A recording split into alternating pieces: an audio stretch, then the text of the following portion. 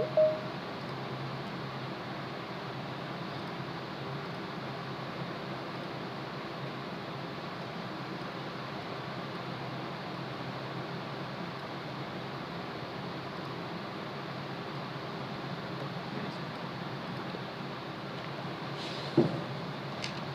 Morning friends.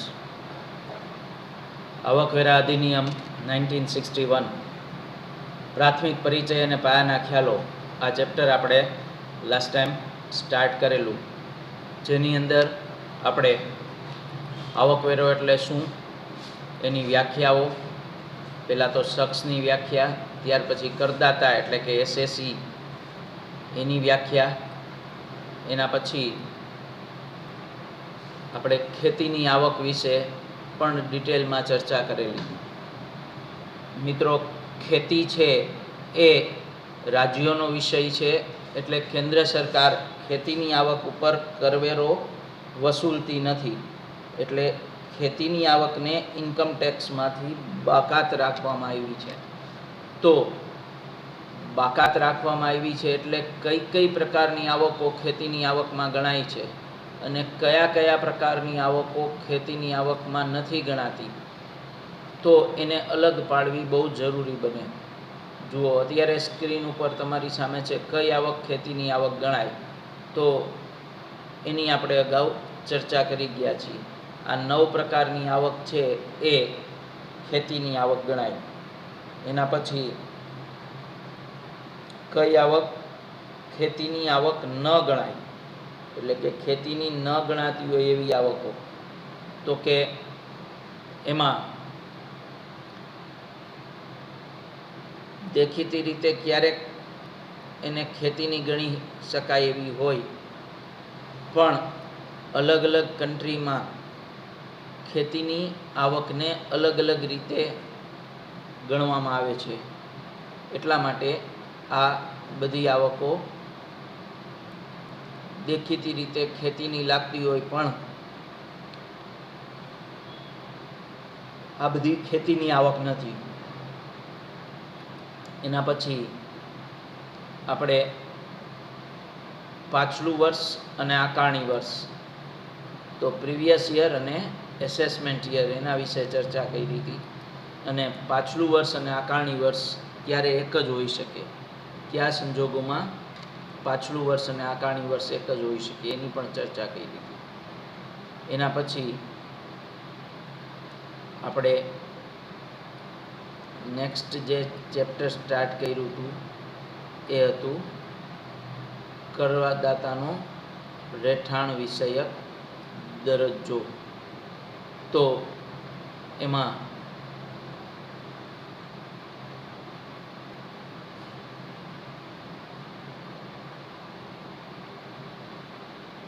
કરદાતાનો રહેઠાણ વિષયક દરજ્જો, તો એમાં આપણે કોઈ પણ વ્યક્તિ એટલે કે ઇન્ડિવિજ્યુઅલ છે એનો રહેઠાણ વિષયક દરજ્જો,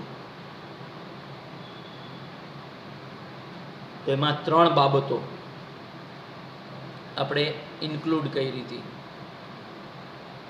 રહીશ એટલે કે રેસિડન્ટ કોને કહેવાય, વ્યક્તિ ભારતની રહીશ છે એવું ક્યારે કહેવાય, ભારતનો નાગરિક છે વ્યક્તિ એમ ક્યારે કહેવાશે. બીજું છે સામાન્ય રહીશ, ઓર્ડિનરી રેસિડન્ટ. તો રહીશ હું એ શેના આધારે નક્કી થશે, તો કે આ બેમાંથી કોઈ પણ એક શરતનું વ્યક્તિ પાલન કરતી હોય તો એ વ્યક્તિ પાછલા વર્ષ માટે ભારતની રહીશ ગણાશે. પહેલી શરત શું છે, તો કે આવકવેરા ધારાની કલમ 6 પેટા કલમ 1માં દર્શાવેલ 2 શરતો પૈકી કોઈ એકનું પાલન થાય તો વ્યક્તિ પાછલા વર્ષ માટે ભારતની રહીશ ગણાય. 2 શરત કઈ, તો કે વ્યક્તિ પાછલા વર્ષ દરમિયાન 182 દિવસ એટલે કે 6 માસ કે તેથી વધુ દિવસ ભારતમાં હાજર રહી હોય. 182 દિવસ એટલે ઓલમોસ્ટ 6 મહિનાથી વધારે દિવસ વ્યક્તિ ભારતમાં હાજર રહી હોય. અથવા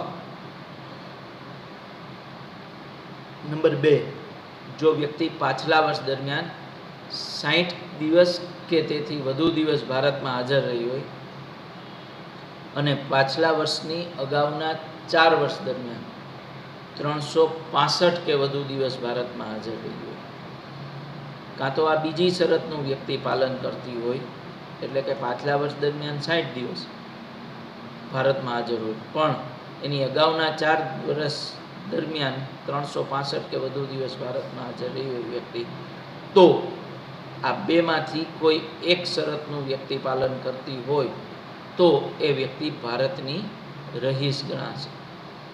એના માટે ભારતમાં હાજરીના દિવસો જ્યારે ગણવાના હોય ત્યારે પ્રવેશનો અને વિદાયનો બંને દિવસ ધ્યાનમાં લેવાશે. એટલે કે જે દિવસે વ્યક્તિ આવી પછી તે દિવસે સાંજે ભારતમાં આવી હોય તોય એ દિવસ ગણતરીમાં લેવાઈ જશે. એવી રીતના અહીંથી ગયા હોય તે દિવસે માની લ્યો કે સવારમાં અર્લી મોર્નિંગની ફ્લાઇટ હોય અને વ્યક્તિ ભારત બહાર વહી ગઈ હોય તો પણ એ દિવસ ગણાઈ જશે. તો આ રીતે 60 દિવસ અથવા 365 દિવસ જો ભારતમાં વ્યક્તિ હાજર રહી હોય, 60 અને પ્લસ આગલા 4 વર્ષમાં 365 દિવસ, અથવા પાછલા વર્ષમાં 182 દિવસ વ્યક્તિ ભારતમાં હાજર રહી હોય તો એ ભારતની રહીશ ગણાશે. ક્લિયર? આટલું ફરીથી વાંચી લ્યો. આની અગાઉ પણ આપણે વાત કરી હતી, પણ દિવસોની ગણતરી કરી અને તમારે રેસિડન્ટ છે વ્યક્તિ, ઓર્ડિનરી રેસિડન્ટ છે કે નોન રેસિડન્ટ, એટલે કે એનઆરઆઈ છે, એ નક્કી કરવા માટે તમારે આ એનો રહેઠાણ વિષયક દરજ્જો સ્પષ્ટ કરવો પડે, અને એટલા માટે આ તમારે નોટડાઉન કરવું જરૂરી છે. એટલે નોટડાઉન કરી લેજો સાથે સાથે.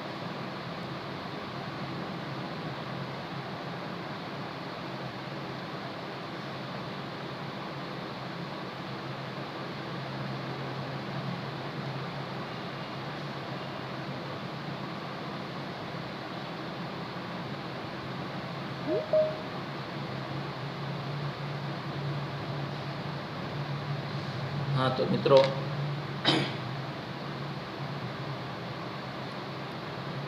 હવે રહીશ પછી આપણે સામાન્ય રહીશ વિશે જોઈએ.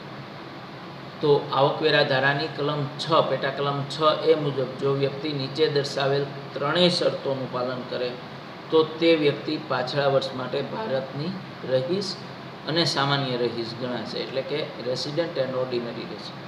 ખાસ યાદ રાખજો, જેને ઓર્ડિનરી રેસિડન્ટ ગણવામાં આવે એ પહેલાં રહીશ હોય તો જ સામાન્ય રહીશવાળી કેટેગરીમાં આવી શકે. આગળ જોશું ત્યારે તમને ખ્યાલ આવશે કે રહીશ અને સામાન્ય રહીશ બેય શું કામ.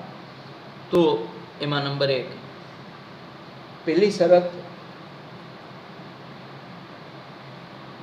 સામાન્ય રહીશ એટલે કે ઓર્ડિનરી રેસિડન્ટ ગણવા માટેની પહેલી શરત શું છે? તો કે વ્યક્તિ પાછલા વર્ષ માટે ભારતની રહીશ હોવી જોઈએ. એટલે કે આગળ જે આપણે 2 શરતો જોઈ રહીશ માટેની, આ બેમાંથી કોઈ પણ એક શરતનું વ્યક્તિ પાલન કરતી હોવી જોઈએ. એટલે રહીશ હોય તો જ પછી એ સામાન્ય રહીશ થઈ શકે. તો બીજું, પાછલા વર્ષની અગાઉના 10માંથી એટલે કે 10 વર્ષમાંથી 2 કે વધુ વર્ષ માટે રહીશ હોવી જોઈએ. પાછલા વર્ષમાં તો હોવી જ જોઈએ રહીશ, પણ અગાઉના 10 વર્ષમાંથી કોઈ પણ 2 કે વધુ વર્ષ માટે રહીશ હોવી જોઈએ. એટલે કે એક પાછલું વર્ષ થઈ ગયું, એવી રીતે બાકીના 9 વર્ષમાંથી બીજા કોઈ પણ 1 વર્ષ માટે વ્યક્તિ ભારતની રહીશ હોવી જોઈએ. ત્રીજું, પાછલા વર્ષની અગાઉના 7 વર્ષ દરમિયાન 730 કે વધુ દિવસ વ્યક્તિ ભારતમાં હાજર રહી હોવી જોઈએ. એટલે કે પાછલા વર્ષની અગાઉના, પાછલું વર્ષ જવા દેવાનું, એ સિવાયના અગાઉના 7 વર્ષ છે એ દરમિયાન 730 કે વધુ દિવસ વ્યક્તિ ભારતમાં હાજર રહી હોવી જોઈએ. આ 3 શરતો, 3માંથી કોઈ પણ એક કે એવું નહીં, આ 3 શરતોનું જો વ્યક્તિ પાલન કરતી હોય તો એ વ્યક્તિ રેસિડન્ટ એન્ડ ઓર્ડિનરી રેસિડન્ટ ગણાશે. એટલે કે રહીશ અને સામાન્ય રહીશ ગણાશે. જે ઓર્ડિનરી રેસિડન્ટ હોય એ રેસિડન્ટ તો હોય જ. કારણ કે પેલી જ શરત છે કે એ રહીશ હોવી જોઈએ. પણ રહીશ છે તો હવે આગળનું જોવાનું કે બાકીની બે શરતો બીજી અને ત્રીજીનું પાલન કરતો હોય વ્યક્તિ તો એ સામાન્ય રહીશ એટલે કે ઓર્ડિનરી રેસિડન્ટ ગણાશે. હવે બિન રહીશ નોન રેસિડન્ટ, જે વ્યક્તિ રહીશ માટેની કોઈ પણ શરતોનું પાલન કરતી નથી તે વ્યક્તિ ભારતની બિન રહીશ ગણાશે. જુઓ, રહીશ માટેની કોઈ પણ શરત, પછી એ રહીશની ઓલી શરત છે કે સામાન્ય રહીશની શરત છે, રહીશ માટેની શરતોનું પાલન કરતી નથી એટલે કે જે વ્યક્તિ પાછલા વર્ષ દરમિયાન 182 દિવસ પણ ભારતમાં હાજર રહી નથી કે પાછલા વર્ષની અગાઉના 4 વર્ષ દરમિયાન 365 દિવસ ભારતમાં વ્યક્તિ હાજર ન રહી હોય તો આ બે શરત પૂરી થતી નથી. તો બેમાંથી એકેય શરત પૂરી નથી થતી તો એ વ્યક્તિ ભારતની રહીશ ગણાય નહીં. તો જે વ્યક્તિ ભારતની રહીશ નથી એ બિન રહીશ ગણાશે.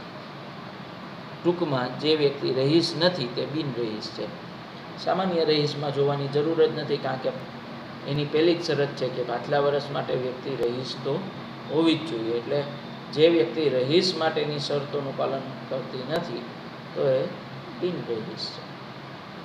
ક્લિયર? આટલું. હવે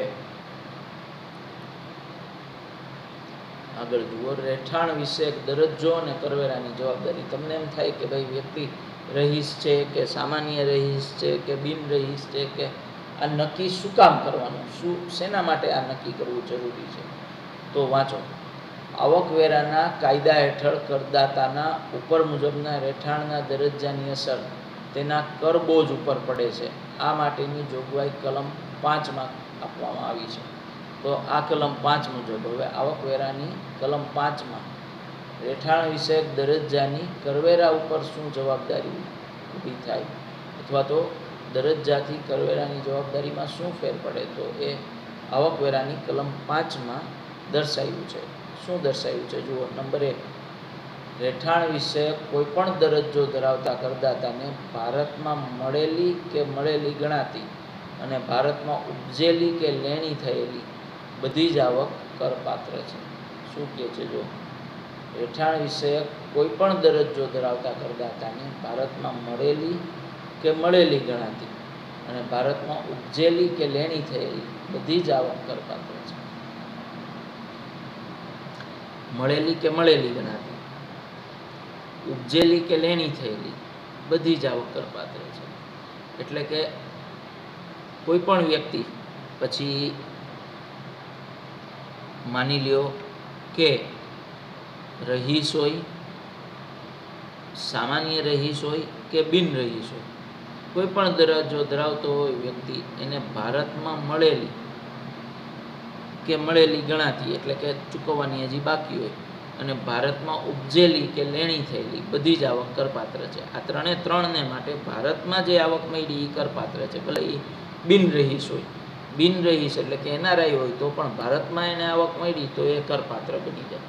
નંબર 2, સામાન્ય રહીશનો દરજ્જો ધરાવતા કોઈ પણ કરદાતાને વિશ્વમાં કોઈ પણ જગ્યાથી મળેલી કે ઉપજેલી આવક કે મળેલી ગણાતી તમામ આવક કરપાત્ર છે. જુઓ, જે ઓર્ડિનરી રેસિડન્ટ છે એટલે કે સામાન્ય રહીશની શરતો પૂરી કરે છે એવા કરદાતાને વિશ્વમાં કોઈ પણ જગ્યાએથી મળેલી કે ઉપજેલી આવક કે મળેલી ગણાતી તમામ આવક કરપાત્ર. આ વ્યક્તિ છે એને દુનિયાના ગમે એ ખૂણેથી, માની લ્યો કે આફ્રિકામાં એણે જંગલો હોય એ વેચાતા રાખી એનું લાકડું કાપીને વેચીને એની આવક મેળવી હોય તો એને કરપાત્ર બને. માની લ્યો કે આફ્રિકામાં એણે ખેતી માટેની જમીન રાખી છે અને ત્યાં ખેતી કરીને આવક મેળવે છે. લંડનમાં કોઈ ડિપાર્ટમેન્ટલ સ્ટોરમાં વ્યક્તિની ભાગીદારી છે. તો આવી રીતે ભારત બહારની કોઈ પણ વિશ્વની કોઈ પણ જગ્યાએથી મળેલી કે ઉપજેલી આવક કે મળેલી ગણાતી તમામ આવક કરપાત્ર છે જો વ્યક્તિ સામાન્ય રહીશ હોય તો. હવે ત્રીજું, બિન રહીશનો દરજ્જો ધરાવતા કરદાતાને માટે ભારત બહારની કોઈ પણ પ્રકારની આવક કરમુક્ત છે. જે વ્યક્તિ બિન રહીશ છે એટલે કે એનઆરઆઈ છે એવા કરદાતાને માટે ભારત બહારની કોઈ પણ પ્રકારની આવક કર મુક્ત છે, એટલે કે ટેક્સ ફ્રી છે. જો વ્યક્તિ બિન રહીશ હોય અને ભારત બહાર કોઈ પણ પ્રકારની આવક મેળવી હોય, સામાન્ય રહીશ હોય તો એને ભારત બહારની આવક પણ કરપાત્ર છે. પણ બિન રહીશ એટલે કે એનઆરઆઈ સ્ટેટસ છે વ્યક્તિનું, નોન રેસિડેન્ટ ઇન્ડિયન છે, તો એને ભારત બહારની કોઈ પણ પ્રકારની આવક કરમુક્ત છે, એટલે કે એના ઉપર એને ટેક્સ લાગતો નથી, કારણ કે એ બિન રહીશ છે. હવે નંબર 4,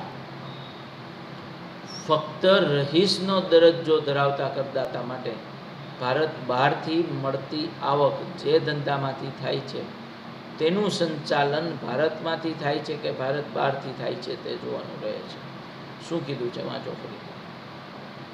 ફક્ત રહીશનો દરજ્જો ધરાવતા કરદાતા માટે ભારત બહારથી મળતી આવક જે ધંધામાંથી થાય તેનું સંચાલન ભારતમાંથી થાય છે કે ભારત બહારથી થાય છે તે જોવાનું રહે છે.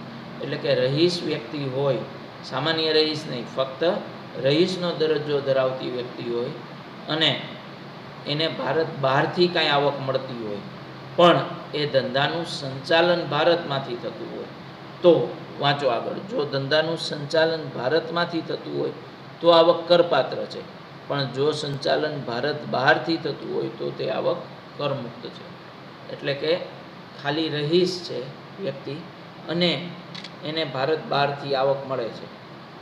હવે ભારત બહારની આવક સામાન્ય રહીશ માટે તો કે કરપાત્ર છે, બિન રહીશ માટે તો કે કરમુક્ત છે, પણ રહીશ માટે તો કે જો એના ધંધાનું સંચાલન ભારતમાંથી થતું હોય તો એ ટેક્સેબલ ગણાશે, પણ જો એના ધંધાનું સંચાલન ભારત બહારથી થતું હોય તો એ આવક કરમુક્ત છે.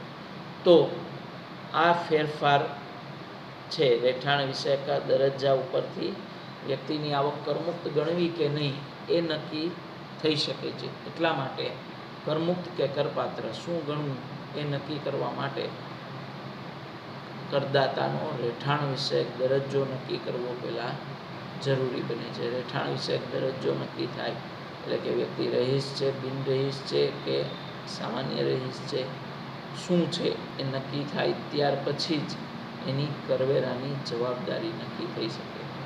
તો મિત્રો, પરીક્ષામાં તમને ઘણી વખત શોર્ટ એક્ઝામ્પલ્સ પૂછાય છે, દિવસોની સંખ્યા આપી હોય. અહીંયા પ્રેક્ટિકલી એ શક્ય નથી એટલે હું તમને બતાવતો નથી, પણ બુકમાં જોઈ લેશો તો ખ્યાલ આવી જશે કે તમને કોઈ પણ વ્યક્તિ ભારતમાં કયા દિવસે આવી, ક્યારે ગઈ, કેટલા મહિના ભારતમાં રહી છે એ બતાવ્યું હોય, એના ઉપરથી તમારે પહેલાં દિવસોની ગણતરી કરવાની થાય અને દિવસોની ગણતરી કર્યા પછી એ વ્યક્તિ રહીશ છે કે નહીં એ જોઈ લેવાનું. રહીશની શરતનું પાલન કરતી હોય વ્યક્તિ તો રહીશ છે.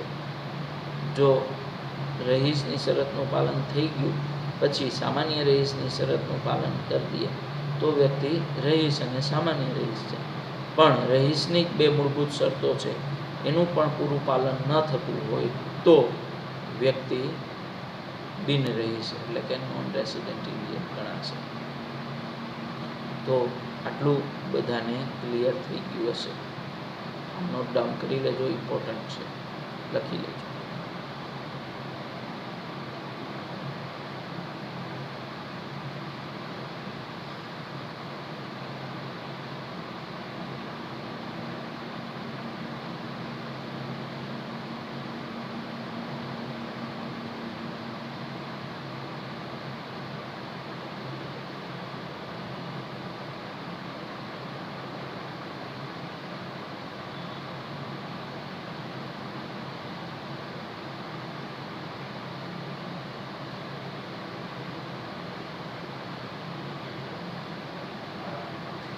યસ, લખી લીધું.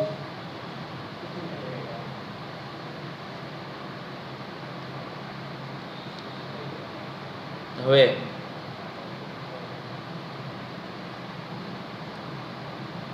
અહીંયા આપણું આ ચેપ્ટર પૂરું થયું. હવે થર્ડ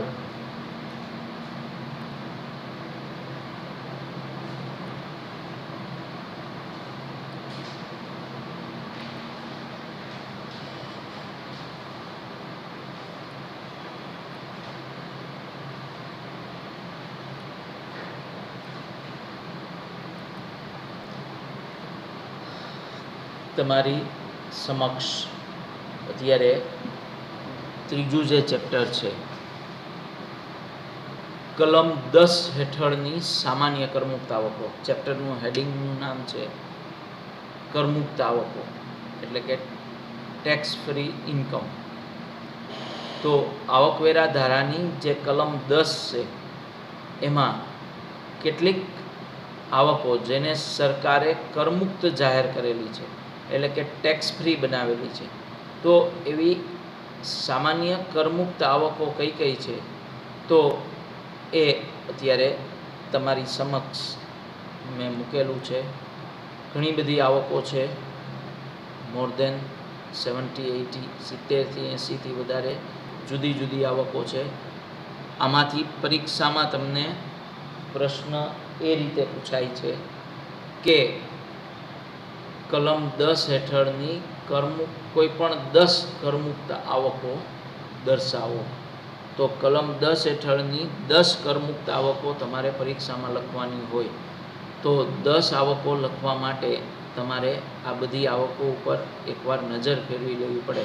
તમે વ્યવસ્થિત રીતે ધ્યાન આપો તો 10 કરમુક્ત આવકો લખવી સહેલી છે અને 10 માર્કનો આ પ્રશ્ન પૂછાય છે તમને પરીક્ષામાં. તો આ કલમ નંબર 10 એમાં પેટા કલમ સાથે કઈ કઈ આવકો સામાન્ય કરમુક્ત આવકોમાં, એટલે જનરલ ટેક્સ ફ્રી ઇન્કમ તરીકે દર્શાવવામાં આવે છે. તો એમાં કલમ નંબર 10(1) ખેતીની આવક. અગાઉ પણ આપણે એની ડિટેલમાં ચર્ચા કરી છે કે ખેતીની આવક છે એ રાજ્યોનો વિષય હોવાથી ખેતીની આવક ઉપર કેન્દ્ર સરકાર આવકવેરો લેતી નથી. એટલે કરમુક્ત આવકમાં સૌથી પહેલા નંબરે આવે છે ખેતીની આવક. હવે 10(2) હિન્દુ અવિભક્ત કુટુંબની આવકમાંથી તેના કુટુંબના સભ્ય વ્યક્તિને મળતી આવક. કોઈ પણ HUF એટલે કે હિન્દુ અવિભક્ત કુટુંબ, એના ઉપર એકવાર ટેક્સ લઈ લીધો પછી એ HUFના સભ્યોને એમાંથી જે કાંઈ પણ આવક મળે તો એના ઉપર પછી ટેક્સ લાગતો નથી. એટલે કે એકને એક આવક પર 2 વખત ટેક્સ લઈ શકાય નહીં. હવે ત્રીજો મુદ્દો 10(2)(a) તો ભાગીદારી પેઢીના ભાગીદારને પેઢીમાંથી પોતાના હિસ્સા તરીકે મળતી રકમ.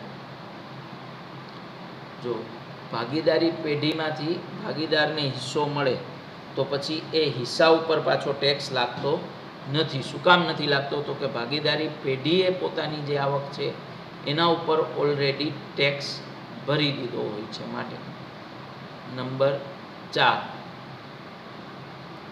કલમ 10(4) તો એમાં 2 મુદ્દા આપ્યા છે. બિનરહીશ કરદાતાના કેસમાં કેન્દ્ર સરકાર ગેઝેટ નોટિફિકેશનથી નિર્દિષ્ટ કરે તેવી જામીનગીરી કે નિર્દિષ્ટ કરે તેવા બોન્ડનું વ્યાજ છે એ પણ કરમુક્ત ગણાશે. પણ ક્યાં? તો કે કેન્દ્ર સરકારે એના ગેઝેટમાં નોટિફાઈ કરેલું હોય કે આ જ જામીનગીરી કે આ જ બોન્ડ એ ટેક્સ ફ્રી છે, તો એ જામીનગીરી કે એ બોન્ડ ઉપર ટેક્સ વસૂલાશે નહીં. 1 જૂન 2002થી સરકારે એવી ગાઈડલાઈન બહાર પાડી છે કે નવા જે બોન્ડ છે એ હવે નોટિફાઈ થઈ શકશે નહીં. એટલે કે ગેઝેટ દ્વારા પણ સરકાર એને ટેક્સ ફ્રી બનાવી શકશે નહીં. એમાં જ બીજો મુદ્દો છે બિનરહીશ કરદાતાના કેસમાં ભારતના કોઈ બેંકમાં તેના નોન રેસિડેન્ટ એક્સટર્નલ એકાઉન્ટમાં રકમ જમા કરી હોય અને એમાં વ્યાજની આવક થઈ હોય તો પણ એ કરમુક્ત ગણાશે. કોઈએ NRE એકાઉન્ટ ખોલાવેલું હોય ભારતમાં, કોઈ NRI એટલે કે નોન રેસિડેન્ટ ઇન્ડિયન હોય, બિનરહીશ ભારતીય હોય, અને એણે ભારતમાં ક્યાંય પણ કોઈ પણ બેંકમાં NRE એકાઉન્ટ ખોલાવેલું હોય પોતાનું, non resident external account. External account છે એ એવા પ્રકારનું એકાઉન્ટ છે કે એમાં એનઆરઈ એકાઉન્ટમાં તમે બહારથી સીધા ડોલર, પાઉન્ડ કે અન્ય કોઈ ચલણી નાણાંના સ્વરૂપમાં, માની લ્યો કે દિરહામ, આવા કોઈ પણ ચલણી નાણાંના સ્વરૂપમાં તમે સીધું તમારા બેંક એકાઉન્ટમાં પૈસા જમા કરાવી શકો છો. એટલે કે કોઈ પણ વ્યક્તિ ભારતની બહાર રહે છે અને એને ભારતમાં પોતાનું એકાઉન્ટ રાખવું છે અને આમાં ડોલર કે પાઉન્ડ જમા કરવા છે, તો એ ડોલર કે પાઉન્ડ કે દિરહામના સ્વરૂપમાં ચલણ ભારતના બેંક એકાઉન્ટમાં જમા થઈ જશે. એ તમારે પાછું બોન્ડ કે એમાં રોકવા હોય તો રોકી પણ શકાશે, પણ એને ચલણ કે પાઉન્ડ કે ડોલરના સ્વરૂપમાં પણ રોકી શકાશે. એને તમે રૂપિયામાં કન્વર્ટ કરીને પણ બેંક તમને એ રકમ આપી શકશે. એટલે NRE account, non resident Indian જે છે એનું નોન રેસિડેન્ટ એક્સટર્નલ એકાઉન્ટ, એમાં રકમ વ્યક્તિ બહારથી સીધી જમા કરાવે તો એના ઉપર ટેક્સ લાગતો નથી. પછી 10(4)B, પાંચમો મુદ્દો, મૂળ ભારતના કે ભારતના નાગરિક બિન રહીશ દ્વારા વિદેશી ઊંડિયામણની ખરીદાય રાષ્ટ્રીય બચત પત્રો પરનું વ્યાજ. શું કીધું છે? જો મૂળ ભારતના નાગરિક હોય પણ બિન રહીશ હોય, એટલે કે એનઆરઆઈ, તો એને વિદેશી ઊંડિયામણથી રાષ્ટ્રીય બચત પત્રો કોઈ ખરીદા છે, આપણા નેશનલ સેવિંગ સર્ટિફિકેટ કે કિસાન વિકાસ પત્ર કે આવા કાંઈ સર્ટિફિકેટ વિદેશી ઊંડિયામણથી ખરીદ કર્યા છે અને એના ઉપર એને વ્યાજ મળે છે, તો એ વ્યાજ કરપાત્ર ગણાશે.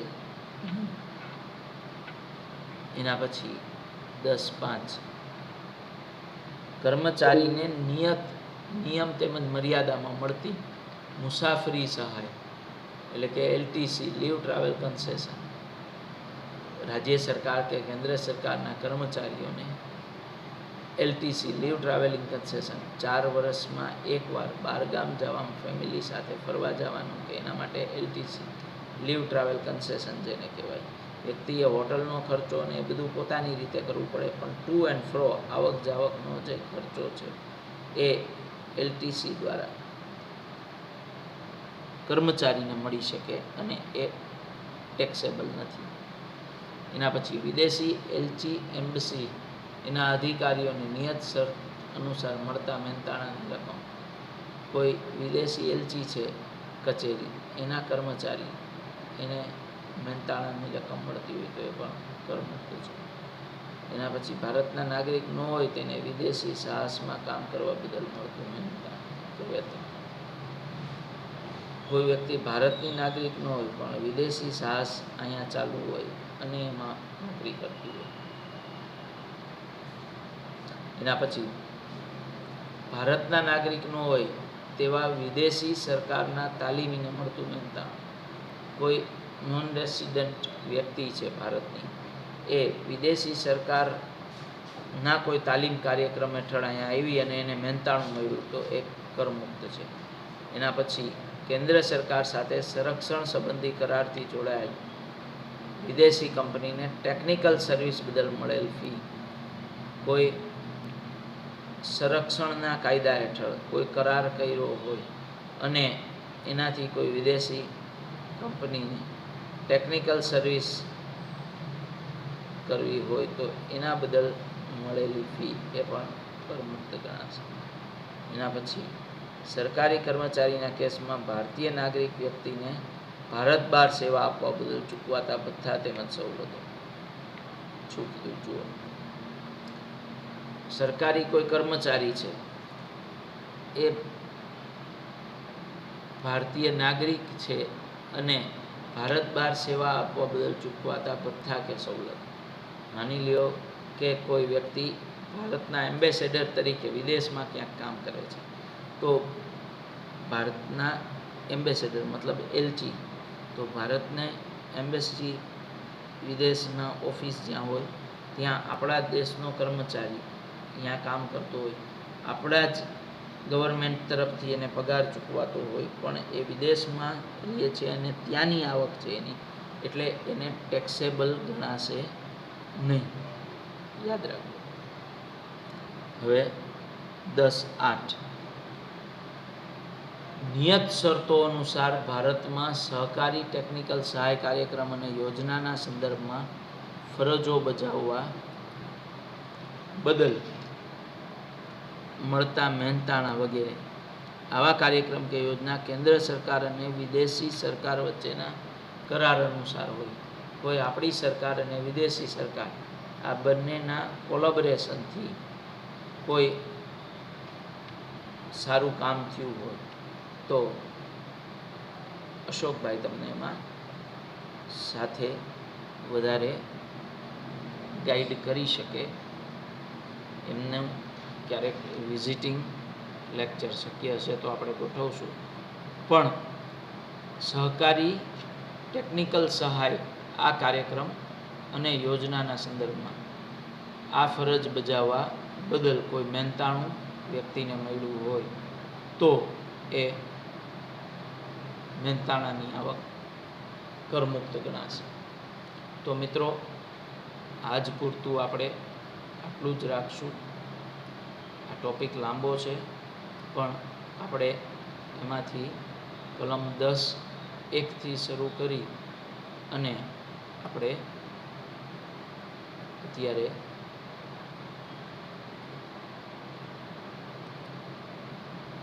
10.8 સુધી, એટલે કે 13 મુદ્દાની ચર્ચા પૂરી કરી છે. નેક્સ્ટ ટાઈમ બાકીના મુદ્દાઓની ચર્ચા કરશું. આ બધું બુકમાં છે જ, એટલે રનિંગ લેક્ચરમાં તમારે નોટ ડાઉન કરવાની જરૂર નથી. છતાં પણ તમે પછી ગમે ત્યારે વિડીયો જોઈ વાંચી અને નોટ ડાઉન કરી શકો. વિડીયો પોઝ કરી અને લખતા જાઓ.